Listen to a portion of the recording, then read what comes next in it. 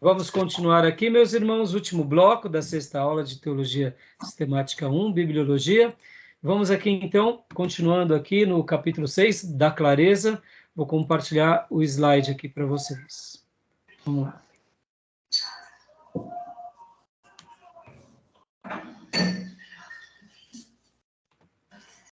Joia. Continuando aqui, irmãos, clareza. A Bíblia frequentemente afirma sua própria clareza. Pode ler para nós, Gil, por favor.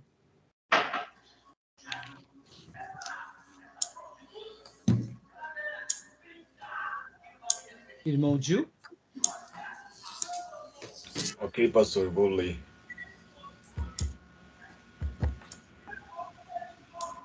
Nossa, ficou enorme aqui, ó. Alguma coisa que eu apertei. Tem problema. Então, pastor Johnny, lê para nós até o dia se organizar lá. Pode ser? Pois não. A Bíblia frequentemente afirma sua própria clareza. A clareza da Bíblia e a responsabilidade dos crentes em geral de lê-la e compreendê-la são frequentemente enfatizadas. Todo o povo de Israel deveria ser capaz de compreender as palavras das Escrituras e compreendê-las bem o bastante para diligentemente ensiná-las aos filhos. Esse ensinamento certamente não seria mera memorização mecânica, destituída de compreensão, pois o povo de Israel deveria discutir as palavras das Escrituras sentado dentro de casa, nas atividades cotidianas, andando na rua, na hora de ir para sua cama ou quando se levantasse de manhã. Que lindo isso, hein? Olha a questão da discussão. É aqui onde entra a comunhão, onde entra o interesse, onde entra essa interação, né? Podem ver que nesse processo a gente vai demonstrando interesse, a gente vai demonstrando amor, a gente vai demonstrando relevância, né? E automaticamente a gente aprende. Podem ver, irmãos. Por isso que quem ama futebol fala do quê, irmãos? Fala de futebol. Quem ama o tênis fala do quê? Quem ama música fala. Quem ama a palavra de Deus vai falar sobre o quê, né? Então a gente precisa realmente fazer com que a Bíblia faça parte. Pastor, tá cortando tua voz, pelo menos para mim. Para mim também.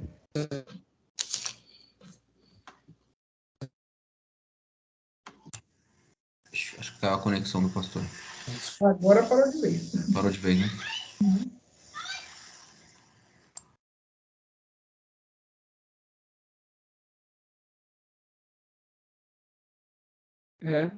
Travou para todo mundo, né? Agora voltou só sua voz. Voltou. Uhum. Mas a imagem não, né? Tá voltando aos poucos. Oi, pastor, travou tudo aí, né? Pastor, sua voz estava travando, depois travou tua imagem. Agora eu consigo te ouvir, mas a imagem, para mim, tá travada. Alguma coisa aconteceu. Pode ter sido a internet. Voltou? Normalizou? Só a voz. A imagem não? A imagem, para mim, não. Só a voz. Só a fotinha. Então, tá bom. Tudo bem. Mas para mim, eu estou conseguindo ouvir vocês, então a gente vai dar sequência. Tá bom? Voltou, né? Então, joia. Pastor Johnny, leia para nós então agora. Então, tudo bem? A Bíblia frequentemente afirma a sua própria clareza, irmãos? Perfeito. Okay. Perfeito. Então, B.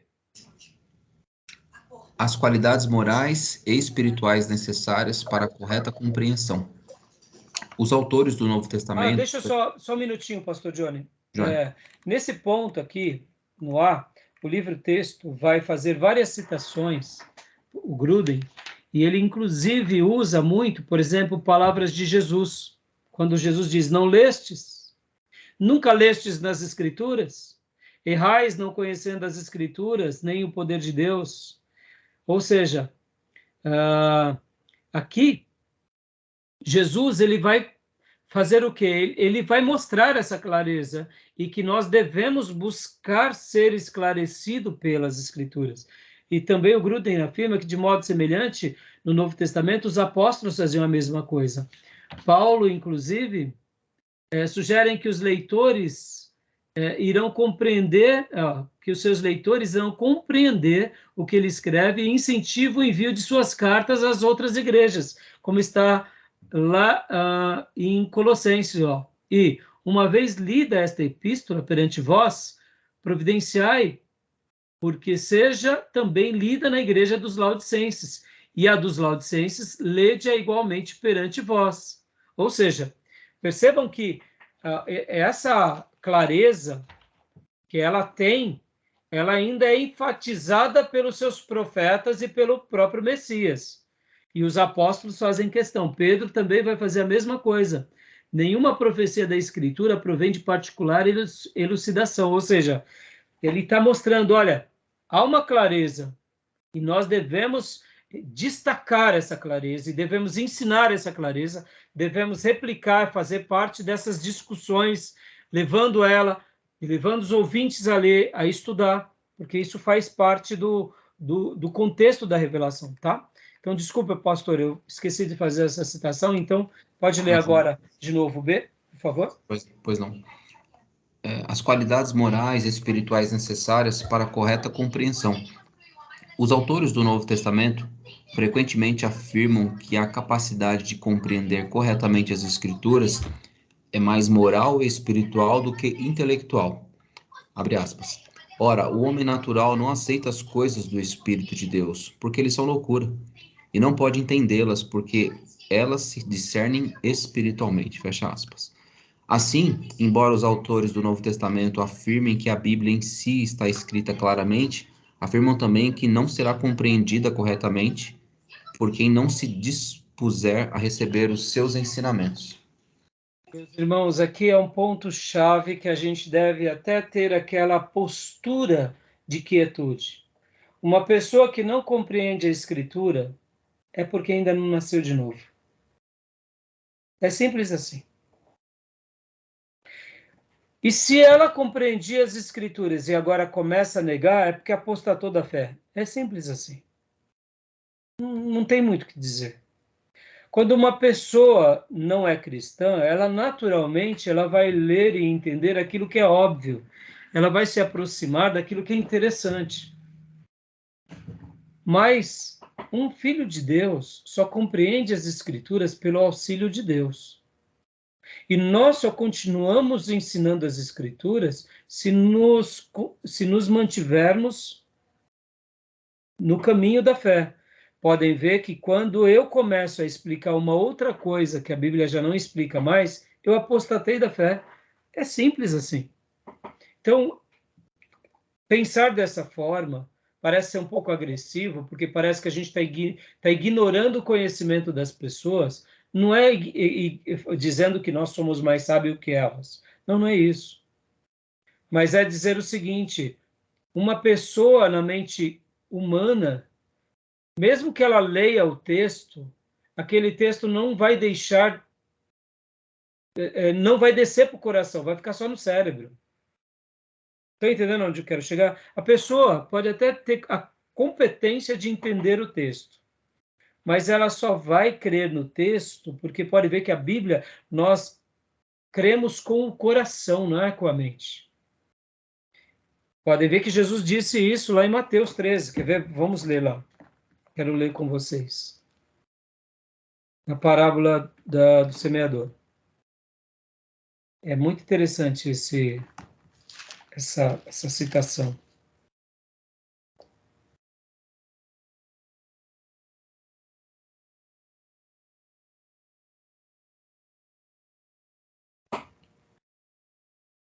(13, 15) no finalzinho.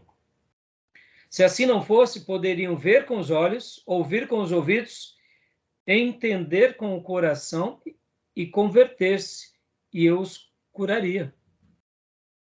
Jesus está parafraseando aqui o profeta e ele está dizendo o seguinte, que a nossa compreensão cognitiva só tem sentido quando a nossa compreensão passa pelo novo nascimento.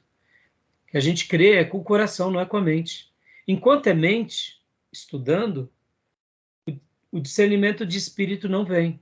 Mas no momento em que a gente nasceu de novo, o discernimento de espírito vem, porque a compreensão do sagrado só se dá pelo sagrado. E é muito interessante, irmãos, na prática da igreja, por isso que tem vezes que a gente também tem que dar o direito de dúvida, que alguns não estão entendendo, porque ou são novos convertidos, ou de fato não nasceram de novo. É simples assim. Ficou claro? Tudo bem? Tranquilo? Joia.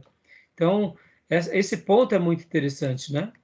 Esse ponto é muito interessante, porque as qualidades morais e espirituais necessárias para a correta compreensão. Ou seja, se a gente não passou pela porta, não vai entender. Só quem passa pela porta, tá bom?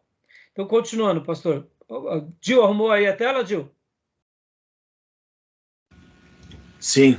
Então, pode ler para nós? Vamos lá. Agora o C. Passa pelo filtro da fé, né? Exatamente. Filtro da fé. Gostei, meu irmão. Definição de clareza das Escrituras. Para resumir esta matéria bíblica, podemos afirmar que a Bíblia é escrita de forma tal que todas as coisas necessárias para a nossa salvação e para a nossa vida em crescimento cristão encontram-se bem claramente expostas nas Escrituras. Embora os teólogos às vezes definam clareza das Escrituras de modo mais estreito, dizendo que, por exemplo, apenas as Escrituras são claras no ensino do caminho da salvação. Os muitos textos citados acima se aplicam a vários aspectos diferentes do ensino bíblico e não parecem sustentar nenhuma limitação com relação aos temas sobre os quais se pode dizer que as Escrituras não falam claramente. Então, meus irmãos, esse ponto aqui está trazendo para nós aquela ideia de que no texto sagrado nós poderemos utilizar ele não só para a nossa vida espiritual, mas para tudo na nossa vida, e com certeza tem muito mais a dar a palavra de Deus do que a gente imagina. Para a gente viver a nossa vida como cidadão, como família, como pai, como empreendedor, como funcionário, como estadista, como soldado, ela sempre vai dar ou diretamente um esclarecimento ou indiretamente. Quando nós limitamos dizendo que não, ela só tem coisas espirituais, a gente está deixando de abrir o leque, né? Então, a Bíblia ela vai dar muito mais definição do que a gente possa até imaginar. Eu sei que vai ter algumas áreas que vão ser complexas, mas mesmo assim, o que ela não foi direta, ela vai nos direcionar para alguns princípios que a gente vai ter uma luz e uma clareza. Tá bom? Tudo bem até aí? Alguma pergunta? Tá bom? Alguém quer fazer uma fala do... poxa, que é o nome dele? Mas ele fala a respeito, inclusive, sobre revelação, né? Basicamente é o que o texto está falando. A menos que Deus seja um Deus sádico, e eventualmente ele não é, mas lá ele coloca que Deus se revelou da forma tal, usando a sua palavra, as escrituras, e hoje, graças a Deus, a gente detém esse conhecimento pela própria palavra, mas ele faz um contraste, né? Se Deus fosse esse Deus brincalhão, ele se revelaria um pouco ali entre os espíritas, aí depois se revela um pouco mais ali com o pessoal de religião de matriz africana e assim por diante, né? Então ele se revelaria para todo mundo e eventualmente causaria uma baita de uma confusão, e não é o caso. Não é o caso. E podem ver que em cima disso, né, pastor, todas as religiões, elas tentam se basear, ou pelo menos a grande maioria, na Bíblia. Ou quando não é a Bíblia, Jesus é o grande personagem, né? Então, é isso aí. Irmãos, a Bíblia, ela é tão assim, admirável que questões de higiene pessoais, questões de cidadania, de alimentação, podem ver, irmãos, quantas gerações foram abençoadas por instruções tão simples e óbvias, que está aí nas páginas da Bíblia, né? Então, vamos lá. Continuando aqui, porque... Vamos lá, pode ler para nós, Gil? Ok. Por que as pessoas compreendem erradamente as Escrituras? Durante a vida de Jesus, seus próprios discípulos às vezes demonstravam não compreender o Antigo Testamento e os próprios ensinamentos de Cristo.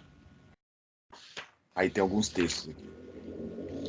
Embora às vezes isso se devesse ao fato de que eles simplesmente precisavam aguardar eventos futuros da história da redenção, especialmente da vida do próprio Cristo, também houve oportunidades em que isso se deveu à sua falta de fé ou dureza de coração.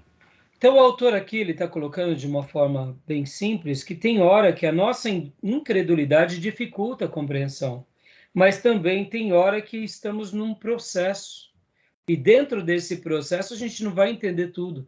Assim como Deus não nos revelou o dia que nasceríamos e nem o dia que morreríamos. Pode ver que é um processo. E no que se diz respeito à compreensão das Escrituras, também haverá um processo. Pode ver, irmãos. Tem vezes que a gente parece que em certas áreas fica como que num sono, e de repente, do dia para a noite, Deus nos desperta. Claro que se a gente está se dispondo, ele vai se revelar com mais facilidade, né? E a incredulidade é um fator determinante também que impede o quê? A compreensão das Escrituras. Uma coisa é você ter dúvidas, e outra coisa é você ser incrédulo. Parece a mesma coisa, mas não é. A dúvida é aquela pessoa que ainda não foi totalmente esclarecida sobre algo. Ela precisa de algum sinal a mais, ela precisa de alguma... E a incredulidade é o ato da negação pura e simples. Não, Deus não vai fazer, não, não acredito mais. É como se a pessoa estivesse colocando uma pedra sobre aquela promessa. Aí isso impede o agir, muitas vezes, de Deus, não porque Deus não possa, mas porque a incredulidade é um pecado. Tá bom? Aqui temos mais dois últimos pontos e a gente vai estar encerrando aqui esse capítulo, tá? O E agora, pode ler para nós, Gil? Ok. O incentivo prático derivado dessa doutrina. A doutrina da clareza das Escrituras, portanto, tem uma implicação prática muito importante e, em última instância, bastante encorajadora. Ela nos diz que nos pontos em que há desacordo doutrinário ou ético, por exemplo, quanto ao batismo, à predestinação ou o governo da igreja, só há duas causas possíveis dessas discordâncias. De um lado, pode ser que estejamos buscando fazer afirmações sobre pontos que as próprias Escrituras se calam. Nesses casos, devemos estar prontos a admitir que Deus não deu resposta à nossa dúvida, aceitando as diferenças de pontos de vista dentro da igreja. Isso sempre ocorrerá em questões bem práticas, como os dos métodos de evangelização, os estilos de ensino bíblico ou em tamanho apropriado. Opa. Irmão? Apropriado da igreja. Isso. Então, ficou claro aqui, irmãos, ó. Opa. O incentivo prático derivado dessa doutrina, né? Com relação à clareza. Tem vezes que a gente não vai ser esclarecido. E Deus vai deixar coisas assim abertas mesmo, de propósito. Lembram daquela frase que Wesley citava, Calvino citava e outros grandes pais da igreja citavam? Que naquilo que a Bíblia revela como essencial, unidade. No não essencial, respeito. E nas demais coisas, amor. Então, eu poderia parafrasear dizendo que tem coisas mesmo que as escrituras deixam ponto de discordância. A gente não consegue definir, ou quem tenta definir a força acaba mais prejudicando do que ajudando. Tem vezes que acontece isso, tá bom?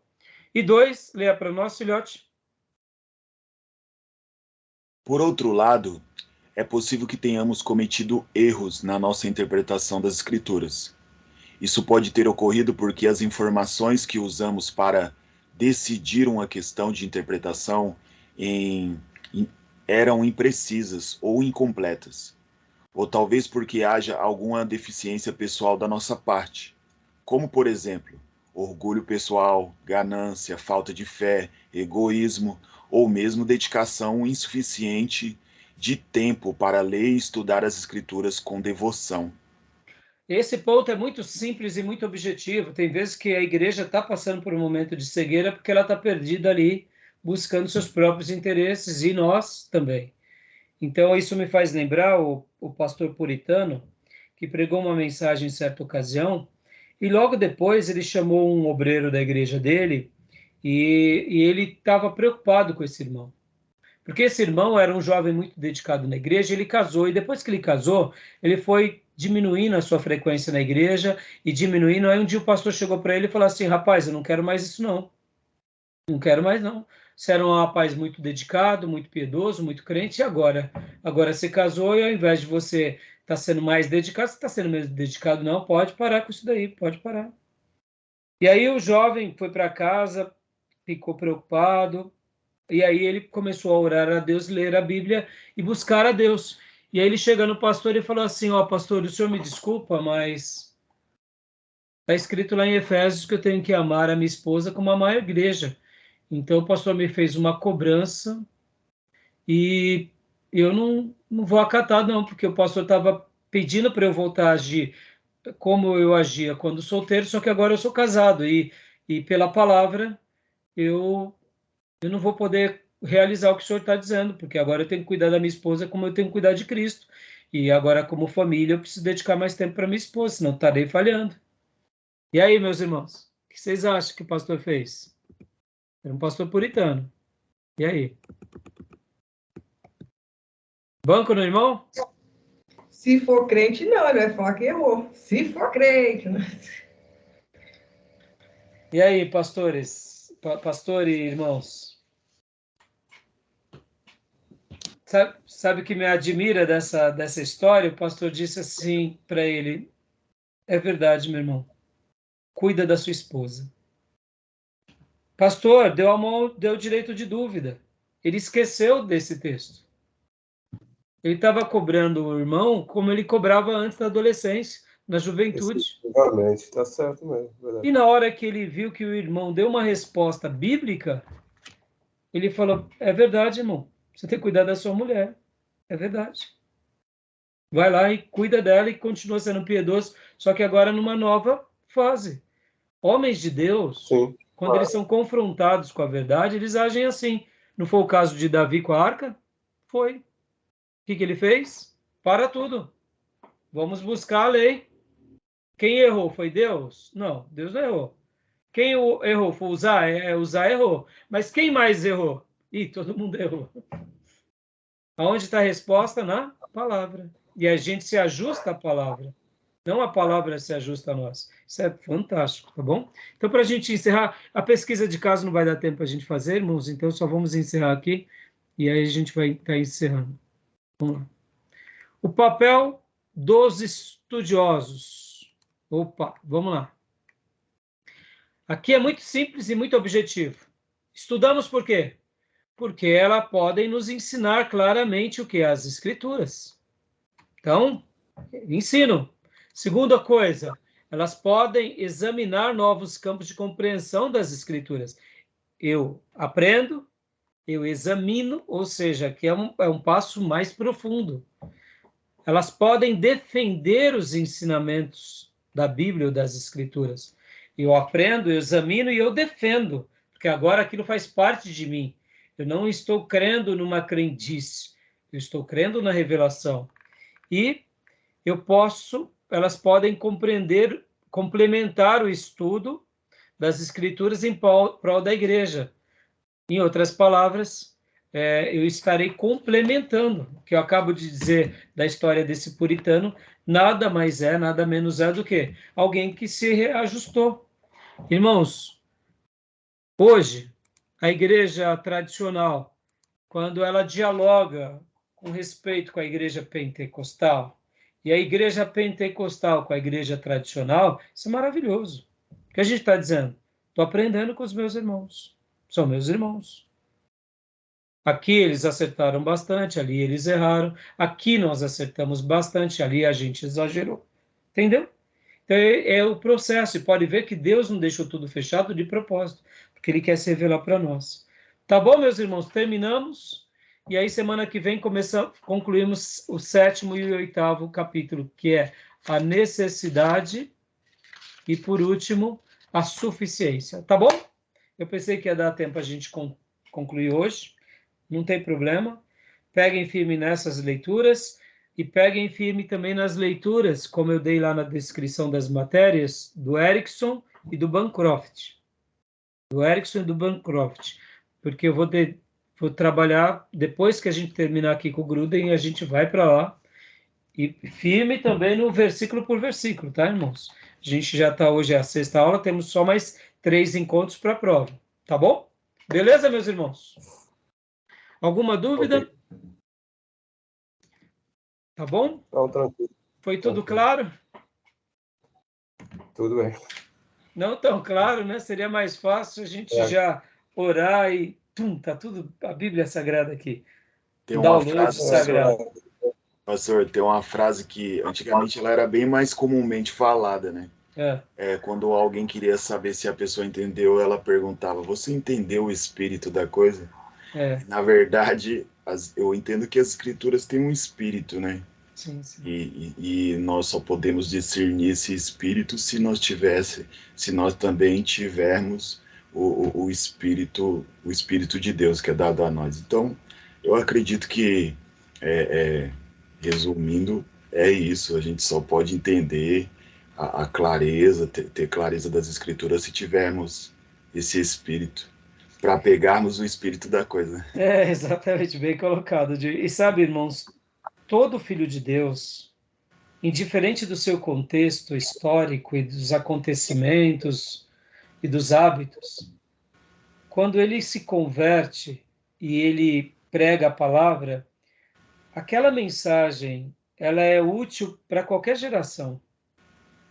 Se você pegar a mensagem de Lutero, vai ser útil para nós hoje. Spurgeon para nós hoje. Wesley para nós hoje. Porque o suprassumo da mensagem dele é a palavra de Deus. Então, se nós pegarmos pais da igreja e homilias, o suprassumo é a palavra de Deus. Então, não importa a geração, a cultura, a riqueza, a intelectualidade. Se a pessoa tem o Espírito Santo, ela vai ser direcionada às Escrituras. E as Escrituras vai ser uma interação maravilhosa. O Espírito Santo com as Escrituras com o Espírito Santo na pessoa, em qualquer contexto, em qualquer região, se coaduna. E isso é maravilhoso. Isso é uma prova viva do povo de Deus, sempre sendo cuidado pelo próprio Deus ao longo da história. E podem ver que isso não é só no Novo Testamento, isso é no Velho. Pode ver que as histórias do Velho Testamento a gente compreende. Porque o mesmo Espírito Santo que se revelou no Velho, se revela para nós hoje. Há essa harmonia. E isso é uma das características mais poderosas no povo de Deus em qualquer contexto. As histórias de Abraão, que é o pai da fé, elas casam com perfeição na nossa vida e no nosso coração. As histórias dos juízes, as histórias dos profetas, então é maravilhoso. E que Deus nos conserve nisso. Tá bom, meus irmãos? Tá bom? Então, querendo Deus, nos vemos na terça, em nome de Jesus. Tá bom? Uma noite abençoada para vocês, meus irmãos. Graça e paz. Amém. Boa noite. Graça e paz. Bom descanso, pessoal. Boa noite.